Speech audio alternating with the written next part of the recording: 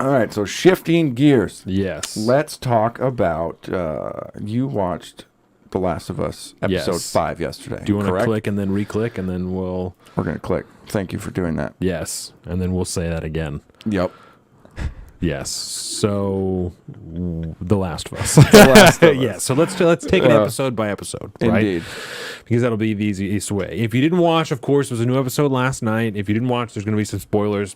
Just Spoiler alert. Just deal with it. Wee, wee, wee. So let's start with episode 3, right? Where we left off. Right. Okay. So I didn't like this episode at all. Episode 3, not good because I didn't. It's fabricated, right? We start to see a real fabrication of things, small things from the game into large portions of the show, which I don't agree with. And I think, I don't remember how much of this I talked about in the first review that we've did of like the first 2 episodes, but the game is laid out perfectly for you. You could literally just remake it frame for frame into a show and the timeline will be fine. It would be fantastic. You can cut obviously the gameplay portions of it out, but I mean the majority of the story is there and it's laid out perfectly. So, and just as a reminder, I am coming at this person that I've seen some game clips and stuff like that, but I have not played the game yet. I will be playing the game after the show. So I don't like the fuckery with it. I think that it should be left as it is. I understand, it's art and this is their interpretation, blah, blah, blah. I don't agree with that. I think that's if it wrong. ain't broke, don't fix it. Precisely. And so I am not a fan of seeing the shifting. And we did talk about in the second episode that we started to hear the producers be like, I actually think this is more interesting and like a better idea. Yeah. And that I said, I don't like that. That makes me nervous that they're starting to fucking get real uppity about it. That they're like, no, this is better, than the actual game was, which is not the way to go. So this is the first. Yeah. You like the smell of your own farts, if that's what you're thinking. You see one zombie in this episode, and it's one that Bill, he catches in a trap, right? And that's the only one that you see in the whole episode. Through the security cameras. Right. The 4th episode, you don't see a single zombie. And people were coming to Ben Shapiro about this, like, oh, it's not a zombie show. This is about people and human. That's not true. That's nonsense. Okay, that's nonsense. This is a game about zombies. It is also about people and the terrible things they do. Yeah. As is every other good zombie movie. I mean, that's anything that's worth a shit when it comes to zombies is not just about the zombies, because the world is more complex than that. It's not just about the thing right now. You run into other people who will try and fuck you over. Some people are good. Some people are bad. This is the story in every single type of zombie media ever. Yes. It isn't just about the monsters. No, because just a monster movie is not a good movie. You need a storyline. You need human relatability, something that in a sci-fi dystopian type of sense, you need to have some kind of reminders to the present and that kind of stuff. The human condition is always a very big aspect in things like fantasy and sci-fi, because what else do you have to relate to? And if you're in this made up world of fiction, you have to have something to tie yourself to reality, and that's where the human stories come into play. That the relationships between people, that kind of thing. So they take Bill, right, the character from the game, who, that's my favorite portion of the game, is Bill's town, because you learn a lot of new shit. There's a lot of really intense combat, a lot of sneakiness, a lot of really great stuff, a lot of new enemies introduced. It's excellent. It's a great time, right? Yep. A lot of good back and forth dialogue between Bill and Ellie. Yes. Bill and the 3 of them. Yeah, the 3 precisely. of them. Joel, all the whole jam, right? So they take Bill and they turned his portion of this that's really about a relationship that he in the show, because I still am not totally, we'll get into that. I'm not sold on the whole relationship thing in the game. I'm not trying to fight it. I'm just not particularly sold on the argument of it. So as whoever's seen the show doesn't matter, episode 3, so Bill has a relationship with this guy Frank, and that's what the whole episode is about. The whole episode essentially is a flashback to their life together, living in Bill's town, and eventually Bill and this Frank kill themselves at the end. And so really the story just is a vehicle for Ellie and Joel to be able to go there and collect supplies. So it becomes pointless. And this is not the first time, even just in this 3-episode arc, that we see pointless characters being added on and pointless story arcs because they start and end and they do not progress the story at fucking all. And so I don't... This is where I'm starting to get really frustrated, is that they're saying, well, this is better, and the producers are saying, this is better, it's good, these are really good ideas, and fucking podcasts and people are like, this is such a beautiful episode, they took a small portion of the game and turned it into just such an emotional and moving fucking thing that's like, this is an irrelevant story, though. This has nothing to do with the actual story of The Last of Us. This is a thing that the only thing I can possibly see is you're trying to insert ideology, politics, whatever you want to call it, into this piece of media, which obviously it's HBO. This is your right to do so, but you're ruining what could have been a fantastic show. And I'm not like, oh, two dudes fucking is ruining the show. I'm saying subverting from the actual story and inserting story arcs and characters that end up being pointless is going to ruin this show. So let me ask you a quick question. Cut and dry. What was the major plot point of The Last of Us that was pushed during episode 3?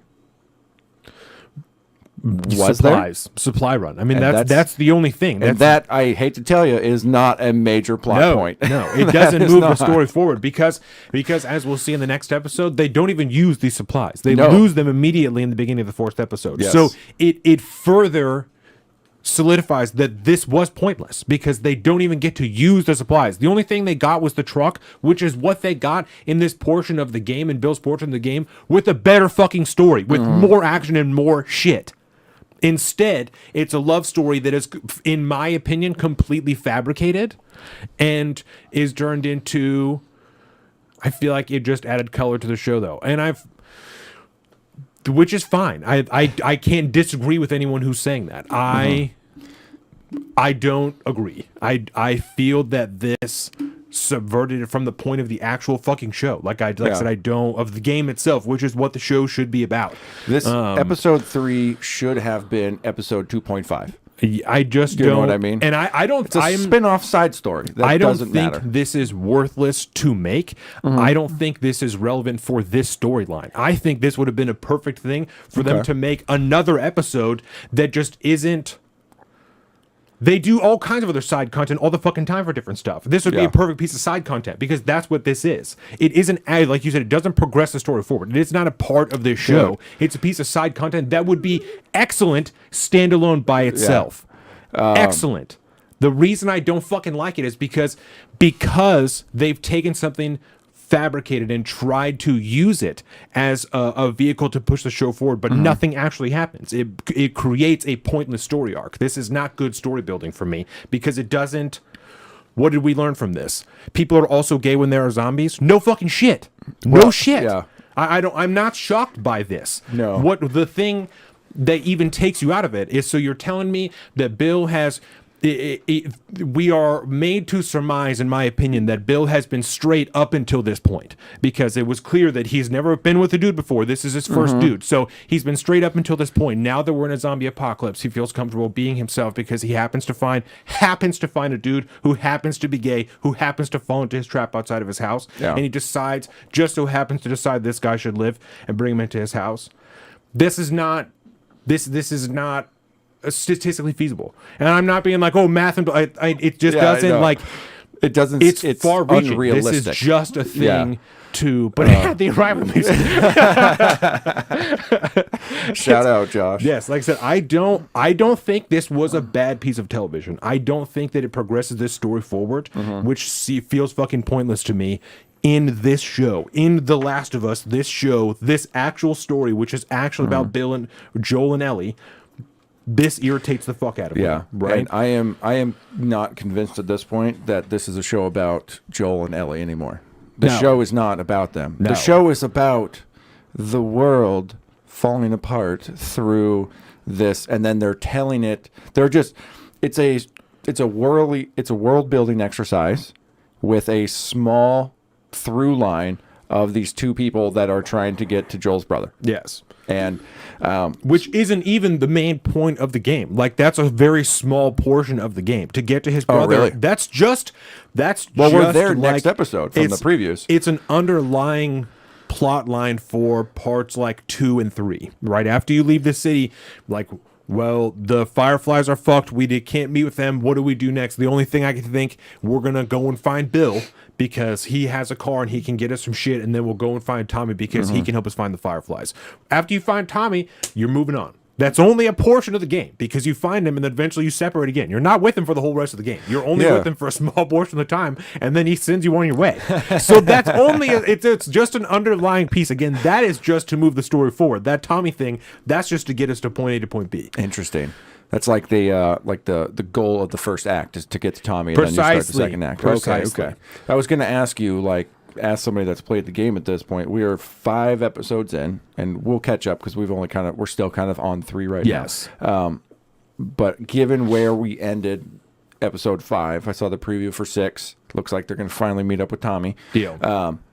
And so episode 6, we are over halfway through the show at this point because there's going to be 10 episodes. We're probably just over halfway. Are we looking at halfway through the game story, roughly? Yeah. Once you get to Tommy, you're probably close to 3/4, like 5/8 of the way through the game, because there's another, after you're done with Bill and you're done in the city that we see, you're in Pittsburgh in the game, but it's Kansas City in the show. When you're done with that, then you go to, you're in a college. I'm pretty sure that's before you meet Tommy. You're in a college, and then you go and meet Tommy. Okay. Do you think the episode would have been as infuriating if Bill was heterosexual? I feel like Shapiro wouldn't have given a shit. You're probably right about Shapiro. Yeah. The story, no. The gayness has very little to do with me, with what my deal is. I am confused by it, and that's where I start to lean through.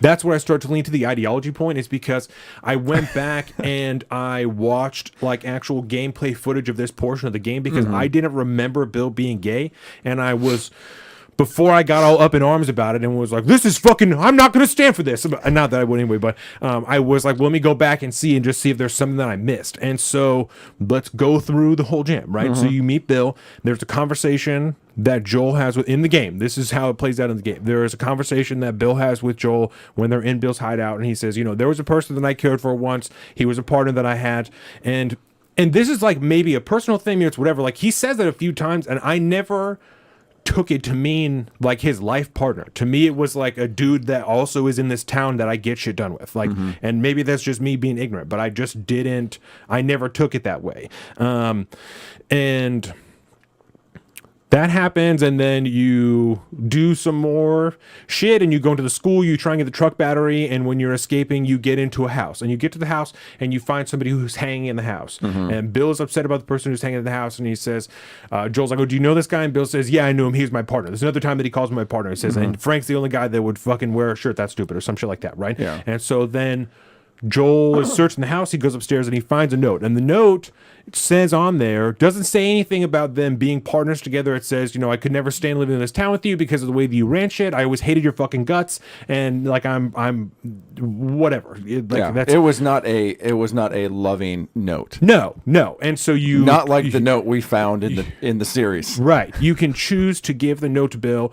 Bill reads it and he says, oh, well, that's how you feel. Well, fuck you too then. Right. Yeah. So then, The only thing I can think that really solidifies it, and I'll take it if this is it, right, is that later Ellie, they're in the car, and the same thing played out in the show where they have the magazine. She's like, why are these stuck together, right? It's like a dude. I'm not gonna try and argue well, you're not necessarily gay if you fucking masturbate to it. I don't know. So maybe that's the solidifying factor that kicked off the whole thing. Yeah. Prior to that, like I said, it was never a thing that I because it didn't matter. It wasn't a relevant portion of the game to me. And so that's what really bothered me about the whole thing, right? Is the relationship between those two did not matter. And their relationship was so inconsequential to the actual show that, much like we're going to talk about in episodes 4 and 5, we spent 45 minutes going nowhere with the storyline, spinning our wheels, spending time in a flashback that had zero consequence other than give them a fast travel device. Right. Which they could have gotten. I mean, the portions of that episode where Joel and Ellie were there was in the very, very beginning when they're walking through the road and they come across that downed airplane, and she's talking to Joel about oh my God, did you ever you flew once? Like you were up in the sky? Yeah. Like that's a cool moment. Again, doesn't push the plot forward, doesn't push the story forward, other than to reiterate how much time they've been in this dystopian world. Yes. But that's it. So again, that's a world building aspect. There's no plot points there, and then you just disappear into Bill's world. And I guess again, story building aspect of it. There is a pre-existing relationship between Joel, Tess, and Bill and Frank because they used to trade things. Hence, where their connection was, how we know to go to Bill's place to go get the battery, get the car. But again, doesn't push the plot forward, doesn't move anything. They had already mentioned in the first couple episodes Bill, and if anything, we got a little closure on the radio signal thing, which was in the very first episode. There's like the code magazine of which song's playing. If it's 80s, 70s, 60s, it means one message or another. And so in the beginning episode, the radio comes on and it's 80s, and that's like the red alert thing. Right. You know, shit like that. So there's a little bit of story building to it, but there's no plot points at all. And so that's my major contention about this whole thing is if you wanted to do this, you should have gone Taylor Sheridan route, and you could have done an entire spin-off of The Last of Us with a new show called fucking Bill. Yeah. And that would have been pretty dope. How much like you could have spent damn near first season like doing all the prep work and his his prepping for the end of the world and all that. You could have done a cool ass show like that. Why does he have these skills? How does he know all this shit? Exactly. Yes, I agree. But to hamstring it, to shoehorn it into this series like this, it almost tells me that they needed a filler episode because they didn't know how to tell the story over 10 episodes, and they needed extra filler episodes and extra filler content. And so, well, let's spend an entire episode giving Bill a fake backstory, and it'll be a sweet little love story that has nothing to do with the storyline. So Josh says, do you think this episode would have been received better if it was later in the show? I think this episode would have been received better if they had done the main storyline in 7 episodes and then put out 2 or 3 or 4 more episodes of these other storylines that cool. provide more context. Because this doesn't, like I said, my biggest issue with this is that it felt like a waste of an episode because it doesn't progress the actual plot forward. Mm-hmm. I don't think this is a bad piece of content at all. No. I think it's shot beautifully. It was done well. It was fine, right? Nick Offerman did a better job as Bill than I expected him to. This is a perfectly fine piece of content. My complaint is not this was totally pointless. They should never made this. That is not that's not what I'm saying. Just didn't belong. It doesn't progress this story forward, which is what the fucking game is about, which is what the fucking show should be about. Yeah. Because it was done so goddamn beautifully. They didn't need to do this. This is unnecessary. Yep. That doesn't mean they never should have made it. They definitely should have made this. I think it would be better in just kick this the whole season out more. You're putting out more content. Make the fucking show. Add this to other characters, these other things, like I said, that just add more context, supplemental storyline to it. Yeah. That I think people would have been happy about it. You're still going to get Ben Shapiro who's like, well, this is fucking pointless. So it's so pointless they couldn't even put it into the show. They had to make an extra episode afterwards. That's still going to happen regardless. They're going to complain about this because there's 2 dudes in it. Yeah. My issue is not the dudes. My issue is that this has fucking nothing to do with the storyline, and it feels like a waste of an episode in the middle of the show. Yeah. So maybe, yes, if it was later in the season, but I think at the end, like when this main story is done, keep slapping episodes out. Yeah, it would be keep awesome. Fucking making money. Fucking extras like that. Yes. Extra editions. Especially that would have been awesome. If you have big names like Nick Offerman, people will continue to watch even if the main storyline is over. Because fucking Nick Offerman is in it. Why am I not going to watch it? He's awesome. They're going to continue to do that. Yeah. So the only main problem I had between Bill and Frank really was I was worried that if you got 2 perfectly sculpted manicured beards that close together that the universe might implode. Concerned about the static. They were those beards that those 2 guys had were beyond envious in my mind. For a bunch of fucking wastelanders that live in the middle of nowhere after the fucking world collapses. Yes. That hurt me emotionally. I can't even do that now.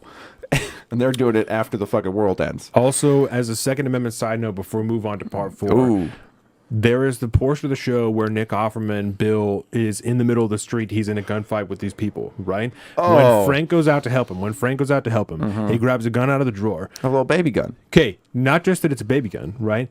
There's no magazine in it. If you're living in a zombie apocalypse, Are you not going to have every gun that you own loaded, sitting ready to what go? if there are zombies in your home? Are you going to take the extra second to put a fucking magazine and we'll rack one in the chamber? That's really what we're going to do? No. That's a virtue signal. Make sure that it's safely stored in a fucking zombie apocalypse. Get out of my fucking face. There are no children here. It's two grown-ass men. It is two grown-ass men living in a house together. There's no need for that shit. Oh, my God. And on top of that, I mean, let's be realistic. If you need the gun with a magazine in it and one in the chamber ready to go, and then you need a gun belt next to it that you could slap on with a bunch of fully loaded mags already. Yes. This is every gun in the house, every room in the house, and then maybe some swords and some axes to boot. Especially just in if the guy's a fucking prepper. Exactly. Especially if he's you're not. Yeah, once the world ends, you're not going to keep all of your armory down in the basement where it's the last place to get them. No. Anyways, so now let's talk about episode 4 or 5. 4. Yeah. Episode 4 or 5. Yeah. Which I'm calling it episode 4 or 5 because this was not 2 episodes. This was one episode that they smashed together with a bunch of extra scenes that didn't need to be there, which drug it out to 2 separate episodes. Yes. In my mind, this is the fucking way it went. Because we spent half of episode 4 with this super fucking annoying, what's her name? Let me pull it up here. The character's name. I think it was Kathleen. Oh, yeah. What was her Who's name? not a character in the game. Kathleen. Yeah. Yes. They played start by Maureen Lansky. Slapping in characters that aren't in the game. Yeah. And this is, again, when I start to have fucking issues because this is unnecessary. This doesn't need to be done this way. So, because her whole plot line is... Joel and Ellie get into the city, right? And then they're kind of confronted by this gang of people. Somebody's like acting like they're injured and shit like that. And Joel rightfully goes, "This ain't right. I'm the fuck out of here. We're not going to help this guy. This is a trap." And they get out. What's up, everybody? And then ultimately get in this massive gunfight with these people that now kind of run Kansas City. The fucking Fedra is no longer in charge of Kansas City anymore and all this good shit. They've taken charge. And they tease you because everything up until the crash into the store is like... That could be Fedra. That's the game. Oh, really? That's the game. I mean, the driving, the scene where they're talking about the magazine, all that stuff. I mean, that's shot for shot. I mean, to the point, even when he's in the truck and he's looking, has the 2 options, and he says, "Fuck it," and decides to go into the city. That's all fucking game for game for game. So they're teasing you. They're like, "We're here. We're going back to it. We're out here."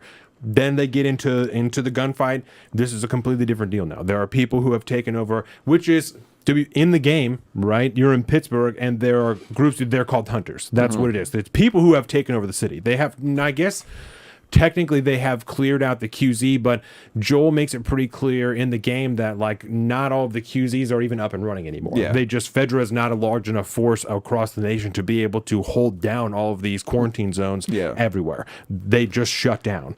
They talked about at one point there are bodies that are laid out and they've clearly been massacred, and Ellie asks him like, "What is going on here? Why would this happen?" And Joel's like, "You can't feed everybody, you know." So eventually they would just kill people. Like that's how Fedra would handle shit. So it's not clear in the game that there is a fight between this group and Fedra to control the city. It's just that there is a group now that it controls Pittsburgh and runs this ring of taking people and killing them and taking their shit and just continuing to run this racket, trapping people, just like they did Joel and Ellie. Okay. So instead, they turned it into this for people that sound like they were being almost like subjugated by Fedra. Yeah. And then as we see in like part 5, there's a whole uprising and they're murdering all these Fedra people and they're fucking, shoot them in the head in the street and they're beating them and shit like that.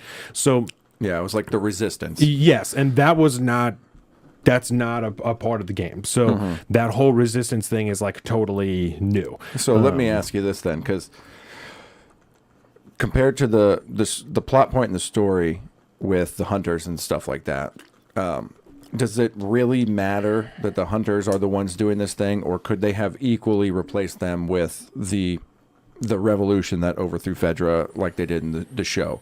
Could you have essentially hit the same plot points as far as Ellie and Joel were concerned and just change that as the backdrop and have those be the people that are running this city instead of, and again, like they talked about it in one of the after shows, but like the reason they did Kansas City instead of Pittsburgh was where they were filming. It just looked way more like Kansas City, and they were like, that's fine. We'll just change up the city. Didn't have any problem with that. That seemed to make sense. It doesn't really matter. And so, but at that point, does it really matter that that gang, we'll just call them that gang of people that overthrew the QZ in the show are that much different than the hunters in the game. No, and there's no the revolution thing doesn't matter. Like I'm not upset that that's not in the game. That's to provide a different enemy. I don't think is that big of a deal.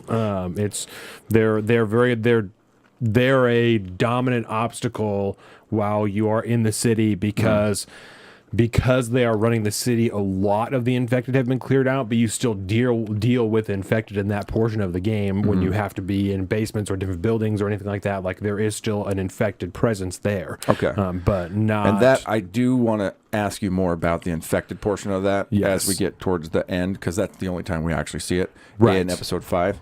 But I want to hit real quick on, kind of like in the same vein as episode 3. Yes. The unnecessary bullshit that was in here that did not have any effect on the actual storyline here. And this is the main plot point that they had over this 2-episode arc of Kathleen running as the leader of this group that now runs the Kansas City looking QC, for right? one specific dude. Looking for Henry. Looking for Henry, who we find out why later on in episode 5, because he turned in her brother. Yes. At that point. He turned him over to Fedra at that point, and then the revolution is on. They start this story arc that, like you said, is dominant in episode 4, that this is the most important thing, because Joel and Ellie they're in the beginning portion with the gunfight, and then they're hiding. They're hiding for the whole rest of the episode and waiting. And they're still hiding when episode 5 starts. And so, there's a whole, at least half of the episode, because Josh said it's 45. That episode 4 is shorter than episode 5. But they spend at least half of the episode just establishing this story with Kathleen. And she's looking for Henry, and she's willing to murder doctors even though she needs a doctor. And, really just kind of dispense people willy-nilly, even though lost her mind. Yeah. She's totally crazy. Yeah. And very, very annoying and unbelievable as somebody who is in charge of this giant movement. Right. I have a clip here from Pop Culture Crisis that I want to know how accurate you think this is into portraying the character of Kathleen. Okay. Because this is fucking hilarious. Oh, wow. Firstly, this is a photo from my cover shoot for InStyle magazine, not a still from HBO's The Last of Us. And I'm playing a person who meticulously planned and executed an overthrow of Fedra. I'm supposed to be smart, ma'am. I don't need to be muscly. That's what henchmen are for. That was what her actress said in an interview. That's awesome. About that. And I'm like, that right there nailed it for me, man. Yeah. She was so unbelievable as this boss woman that helped overthrow Fedra. Even Brian said that. Brian's never played the game either. Brian was like, she's not a very good... She's not a good, no, she's not believable. No, not very much at all. No. And to spend the entirety of this episode building this storyline with a big question mark. Who is Henry? Who is Henry? Yes. I mean, we got to get Henry. We got to get Henry. And spending all this time with her and devoting time to her past and her interviews with this doctor who she's trying to interrogate to give up Henry, and terrorizing the rest of these captives that they call collaborators with Fedra and stuff like this. It's like, it was totally and utterly unnecessary, except to give her character background for something that she was fucking dead by the end of the next episode. You have to give background to a character that we made up because she's not relevant. Yes. Who, yes, they, like I said, they began. They're doing that, and it makes you feel like, oh, so she's going to be dominant, right? And I was asking you, so then they do something else where Kathleen and whoever her biggest henchman is, they go into one of the houses that are outside of the QZ, and they're down in the basement of this house, and you see the ground is breathing. Right, and so I told you, I said Jeffrey Pierce. Yes, I told you after that episode, he voiced Tommy. He voiced Joel's Tommy. brother. Yeah. Tommy. So the ground is breathing, and I watched that before episode 5 came out, and I said there's the reason this bothers me is because I guarantee you that's where the bloater is coming from, where the ground is breathing. Guarantee you, because they didn't do it in Billstown, because that's when you see the first bloater is when you're in Billstown, and because they didn't do that, they have to insert it somewhere else. So this irritates me for one reason, because they had to rewrite the show to do this. Second of all, they're showing you this is gonna end. This story arc is not forever, because it has to end when this bloater comes out. Yeah, that's when this is done. Too many people are going to die. Everyone's going to have to leave. This story arc is done in the next episode. They're telling you that right there. Yes. And totally agree. So that's also the only whiff of infected that you see in that whole time. Exactly. Yes. And that comes up as it's something, once we are introduced at the end of episode 4, we're introduced to the 2 new characters. Yes. Henry and Sam, we spend all episode 5 with, as they're the device that gets Joel and Ellie out of the city. Yes. Right. That's their only means of existence at this point. Which is, they are in the game, and that is a huge part of their shit in the game as well. Episode 5, I actually enjoyed way more than episode 4. I was going to ask you that. And I'll tell you why. Because there's way more of the fucking game in this episode. For real. Right? A lot of it is chopped and screwed and kind of fucked around time-wise. I thought a lot about that. I don't know that it necessarily matters that they did that. It could have, like I said, I'll say it forever till the end. My biggest critique will always be, you could have shot remade it and it would have been perfect. Yeah. You didn't need to change anything. So that's always my underlying critique of this. But that being said, we got to get creative with it. That being said, I don't think it matters that much that they started to change stuff around, right? So Henry and Sam are in the game. You do see them. You meet them in exactly the same fashion. Not exactly the same. In the game, you are running from the hunters who have this fucking technical mounted truck, right? They have a big old 50 cal on the back of a truck that they're just laying down fire with. So you're running from the truck and you get high up and you're able to sneak into an apartment building. You go into the apartment and Henry is in that apartment and you guys wrestle for a second. Sam points a gun to you. He's this whole deaf thing. That's all. I don't know where that came from. That's I don't even understand the vehicle of this, or like the purpose of this. But they it's a thing just that did it. They talked about it in the after show. I couldn't not be a part of that when I watched it last night. What's the purpose of the deafness? It's just because he called up the original writer of the game. It was like, well, what if Sam was deaf? And they were like, just to sure, add more. Okay. So that's all. Okay, I wasn't sure, but that's not part of the game. Just because. Whatever. These are all, so as it goes on, it's more and more obvious they're inserting their own politics in the form of like intersectionality, representation of different, which is neither here nor there. It's whatever, right? I'm not saying you shouldn't be representing different marginalized communities in your media. That's not my argument. That's not what I'm saying. What I'm saying is you shouldn't be doing it to try and influence culture in a way that is not overtly positive. And you're just taking something and you're fucking it with your own politics to try and make it better for people that will not really get down with something like this, but if they find out that all these different communities are represented, then maybe they'll watch it. Well, and also, he was actually deaf, the actor, the kid. Then I'm here for it. You know what I'm saying? And I'm not mad that he's deaf. I don't give a fuck that he's deaf. That's not my... And honestly, as far as like the storyline goes, you could argue that it might be here nor there really, but like it might have made me feel like Ellie and Sam connected more because all of their interactions were much closer at that point when you couldn't speak. So there was a lot more like emotional type attachment, I think, which helps. And they get along really well in the game, even with the age difference. They play really well. They like that's they are close. So that was cute. Yes, no, it totally works. So like I said, I'm not mad at that at all. It is what it is. So the vehicle or their purpose in the game is the same thing. That you meet them, you're talking to them, they take you to like a secure hideout, and Henry says, "I know a way that we can get out. You know, we can get to the bridge if we go at nighttime, because in the game it's a bridge that you have to get to, and that's how you get from Pittsburgh to wherever the fuck this bridge connects to, and that's how you get out of the city." Yeah, so they were kind of ending towards like we got to get to this land bridge to get across the footbridge or whatever. Yeah, so it's the same type of deal. And so Henry's like, I know the plan. There's a skeleton crew at nighttime. If we go at night, then we can get across the bridge and we'll be good to go. And so that's the vehicle. You end up, we get there, the truck finds you and you're running from the truck. You fall off the bridge into the water. You end up washed onto shore.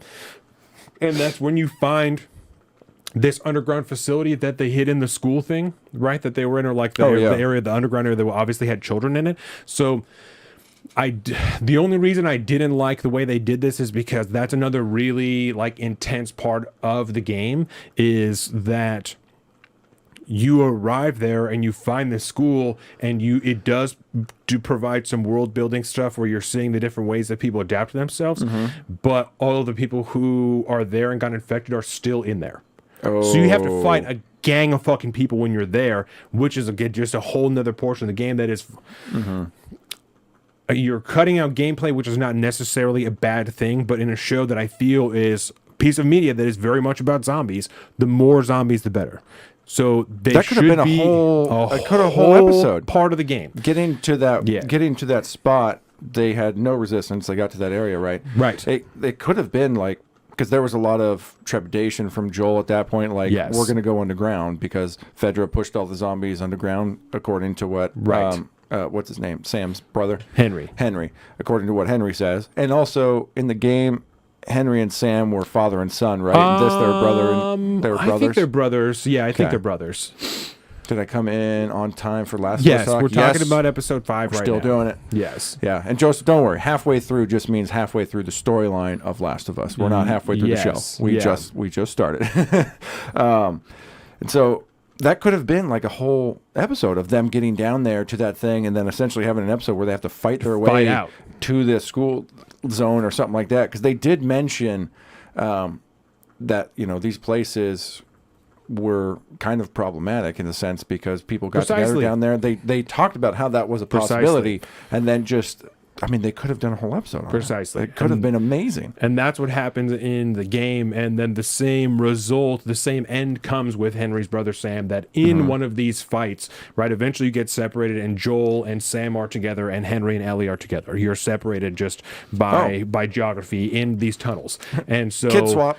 And in this time, I believe, is when Sam gets bit. And when they get out of the tunnels, they get to a safe place, into the radio tower, that Henry and Sam, because their main storyline in the game is that they're with a group of people that went into the city and they got separated. So they're supposed to meet them at this radio tower to meet back up with their group. Okay. Nobody else shows up. So they go to this radio tower because that's on the way for Joel and Ellie anyway, and it's going to help Henry and Sam get to where they need to go. So they get to the radio tower, I believe is what it is, and they're up there, and the same very similar ending of the show as to this portion of the game. Yeah, like Carolina was sitting there, we were watching on the couch, just like just like the game. He's up on that high place sniping for Ellie and stuff like that, which was pretty fun. Yeah. I forgot about that. I did forget about that. That's a huge portion of the game before you get to that radio tower as you're going through neighborhoods and stuff like that. And there's a guy that's up in a tower, and Joel has to sneak around and fuck up all these dudes and then get up into, or it's just the top of a house, and get up into the house and take this guy out. So yes, that's totally for real. I was talking about when Sam dies, his whole infection process, that whole thing, that's also shot for shot. Like that's the same deal that Ellie with the blood on the leg and no, not the blood on the leg.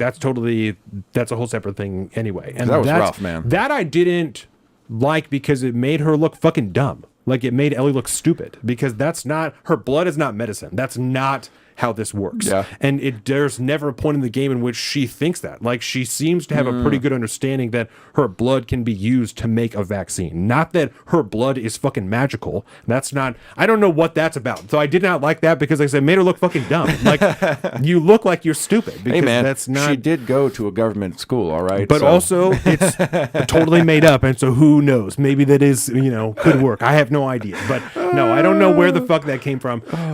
Dude, how they did the part where Sam transforms and Henry kills him. Yeah. And that's exactly the same. That part where she wakes up, Sam has turned, he tackles her out of the bedroom, and Henry has to shoot him, and then he fucking kills himself. Boom. Like that's all boom, boom, boom, shot for shot of the game. So I was like, that's fire. Like this was all. I liked episode 5 way more than episode 4. Good. Again, the issues underlying with it is that when they are in this portion of the game in which Joel is providing Overwatch for Ellie and Henry and Sam, right? This ends this pointless storyline that they established so hard in episode 4, right? So Kathleen and all her goons are coming and they're going to find Henry. This is in the show now. They're going to find Henry, and they show up at this place where Joel has just killed this sniper in the tower that was holding them down. Super sad, man. Super sad. Super sad. That was rough. Come on, man. Don't do it. And this old man with the sniper rifle, and then you see him turn a little bit, and then you hear a gunshot. Yeah. Like that was sad. So he's providing Overwatch like that, right? That's for real. And then Kathleen and her cronies show up, and they call out Henry, and then, just as I predicted in episode 4, the bloater and all the zombies come out of this fucking house that they were in, right? Yes. The sinkhole opens up, all the zombies come out, everybody starts unloading on these zombies, and now there's just chaos. Yeah. And that's when Sam gets infected in the show. This is when Joel's providing the Overwatch. So Ellie has to escape this little girl. That was creepier than balls. The Yes, little it girl was, zombie man. rolling and flipping, that gave me chills, bro. That was fucked up. That's fucked up. Because you know it's a real little girl with a mask on who's just rolling over in a car. Oh. Yeah. Oh. Okay, so that was lit. But so that happens, and then Kathleen stops, and it's almost like she's gonna chase them or something, and she's fucking giving a whole speech about whatever, you're a piece of shit, I don't know what she's saying. Dead. Yeah. What is the fucking point? What was the fucking point? You spent all of this time in episode 4, half the episode in episode 4, creating this whole storyline, probably half the episode in episode 5. Keep on pushing this on. She's crazy, but people are still going to follow her. They're still down. She's a down bitch. We're still going to keep going. Yeah. Dead. What is the fucking point? There was none. Especially because after the episode for episode 4, they're like, we really wanted to make it that these people had more story, that we didn't just want it to be an obstacle. So what the fuck were they at the end of episode 5? You were an obstacle. That's all that you were. You were a reason they had to hide. There is no other purpose for them being there other than an obstacle for Joel, Ellie, Sam, and Henry. Yes. You didn't add any more context to this. This is not a better story because of what you did. You wanted to make 2 episodes, so you made a fucking hour or 2 and 15 hour, 2 hour 15-minute piece and chopped it up into into 2 pieces. Yep. No, I'm right there with it. There's 2 things I want to hit. One addresses that, but I want to first talk about the zombies and the bloater coming out, this first wave of infection, right? One would have surmised that at the end of episode 4, when we saw the ground moving and waving underneath this room in the building, Basement of a house or in whatever. the city. That's what it was. Okay. In the city, while we're there. Right. Yes. Wow, because that's where Kathleen is with her main henchman dude. Right. So they're there at their main spot. Now the ground's wobbling, all this stuff.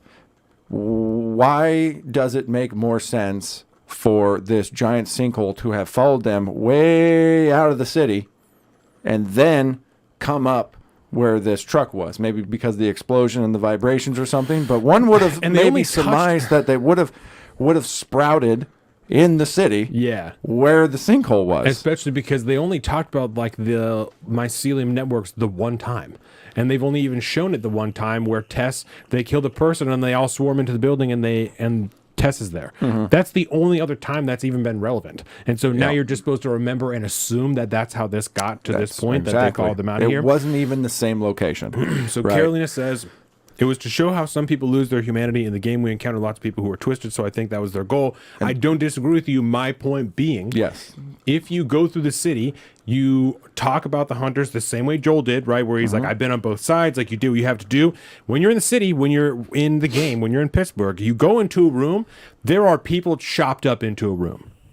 So it is not like the context is not there. And if you do the same thing in the show, because we've seen some gruesome shit, it's not like it would be too gruesome to show people chopped up in a room. Dude, if that's what these people are doing. Do you remember The Walking Dead, that series of episodes where they went into that cannibal place? Right. That was on AMC. Disturbing. That was on AMC. Chopping up people for food, bro. Okay. So my point being, you don't need to completely imagine characters and make a shitty fucking subplot to underline that people lose their humanity. When the original people in the game are chopping people up, and whether or not they're eating them is not necessarily clear, but they're killing them and taking all their shit. They're still livestock. That's pretty fucking savage. So this is kind of my point, right? That I wanted to hit. This is the second thing I wanted to hit. Yes. You have been reading the Stephen King book on writing, right? Does he talk a lot about show, don't tell in that book? Yes. Now, my major contention with most of all of our issues with this show, everything from the Bill Frank episode to all the unnecessary stuff with these revolutionaries that took over Fedra and the QC and zone. they're, to add context, we were saying they're having to tell you in some of the after shows that this is meant to convey this emotion and this, right? Yes. So this is an example of telling, not showing during the show, right? This is bad writing because they want to tell you about something that's going on in this world, something that is a part of this thing. They want to tell you about this instead of finding a way creatively through the storyline and the plot points to show it to you as you're working your way through the story. This is how I'm beginning to see all of this stuff. This is all telling, not showing, which I think is all too common in our modern day, culture in TV these days. This is why most new TV kind of sucks, because it's all telling and very little showing. And this is what I think really bothers me about all this stuff. It's the unnecessary, shoehorned in, this is the way we're telling you what the world is supposed to be like right now. And the mass perception of society at this point is like, well, this is awesome.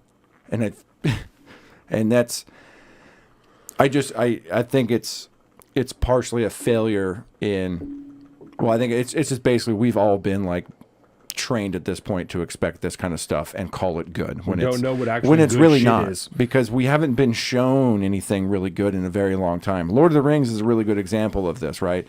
There are so many deep cut like story and world building things told throughout the trilogy of Lord of the Rings in the movies that they're not stopping doing cutbacks, doing this, that, and the other thing just to tell you what it is so that you can appreciate it going forward. I think that's really what a lot of this stuff is. So yes. It's lazy storytelling by people that do not know how to write. Yes.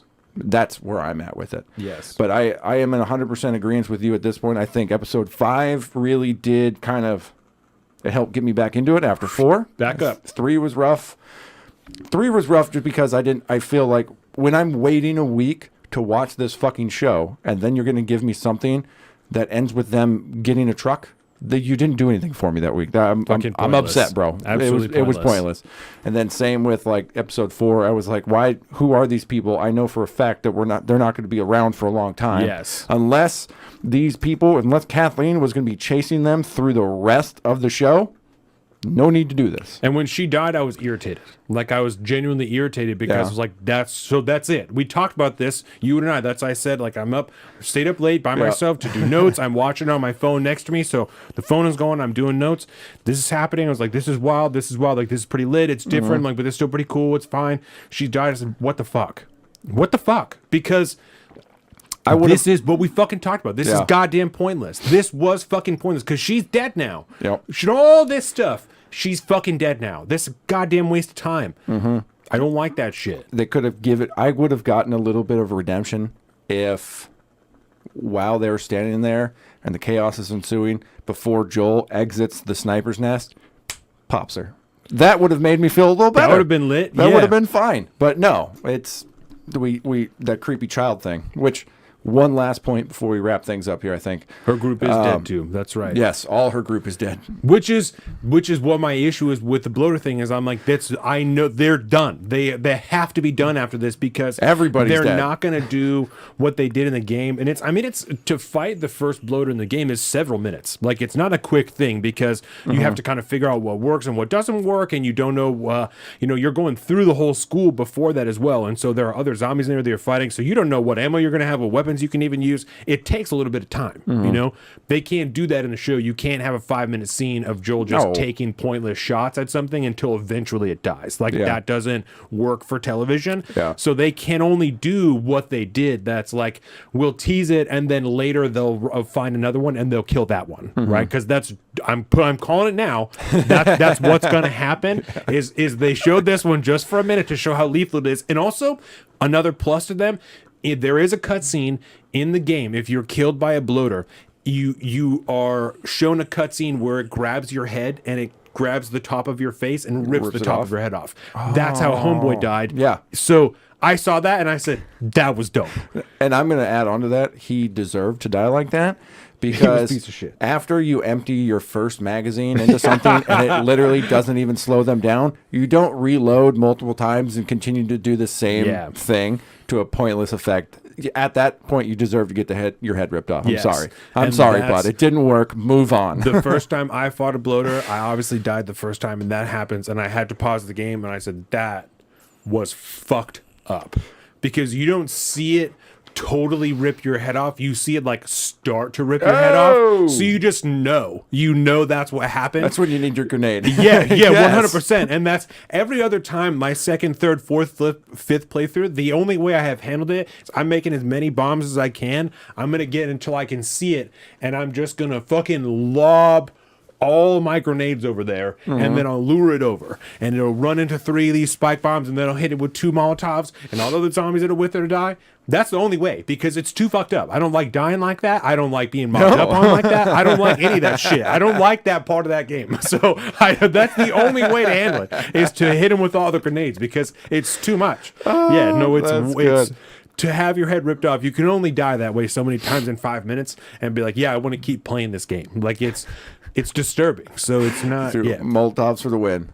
Yeah, that's the only way. Yeah, see, I don't like that at all, because as we learned from the Zombie Survival Guide, a Molotov cocktail really only creates flaming zombies. But because these are still alive people, right? Oh, true. They die. And they're fungus and stuff. Yes. I'm going to play it tonight. Carolina's played it yesterday. I'm going to play it tonight. That's what I decided. When I go home tonight, I'm playing The Last of Us. Do I was it. on a Fallout kick. I'm fucking playing The Last of Us. I don't know where I stopped last time, so I'm going to have to turn the game on and see where I'm at. And if I don't want to play that portion, I'm starting over. Yeah. I'm going to play it in March. I've decided. I'm going to play Last of Us in March. Somebody I know is buying it for me on Steam. So shout out somebody I know out there. No, I cannot recommend it enough. It is hands down top 5 favorite game of all time. Hands down. Nice. Yeah. So, are we excited for episode 6? I am optimistic about episode 6. I am. Looks like Cowboy Town. I'm telling you, the harder they lean into the game, the better this show will be. And that is why episode 5 was better, is because there was more elements of the game in this episode. Even if it was chopped and put into different timeline, it all worked better. That all worked better. You don't need to make things up to world build. Take their elements and use that to world build, just like you did with the school and the underground community. Even though they didn't turn that into a whole episode, 2 episodes like they could have, that still provided so much better context for the show than pointless fucking characters that you kill off in the end of the episode. Use the game for what it is. Allow that to guide you, because that's the only thing that's going to make this show better, is more elements of the game. Nicely said, good sir. I'm right there with it. Even though I haven't played the game yet, it sounds like that's the way to go. Telling you. We will continue to do this. Indeed. I have no choice. Nope. We have no choice. At least it's not going to hurt as bad going into next episode. Yeah, and I think the next time we'll only have 1 episode, because this was this week's episode, so we'll have 1 next week. So we'll be hardcore covering episode 6. That's right. And hopefully it works well. Yeah, because we got a freebie because of the Super Bowl. Super Bowl, which I just don't care about. Rough one for me this year. Yeah. Hey everybody, Colin here from Salt the Streets. Thank you for watching today's edition of Salty Shorts. If you liked what you saw, please be sure to check out the full episode right here on the Salt of the Streets YouTube channel. Please give us a like, comment, subscribe, and be sure to share this with all your friends. And you too can become a spreader of the message of liberty. Thanks. Welcome to the Salt of the Streets, coming at you every week with this food for thought. Hope you ready to eat everything.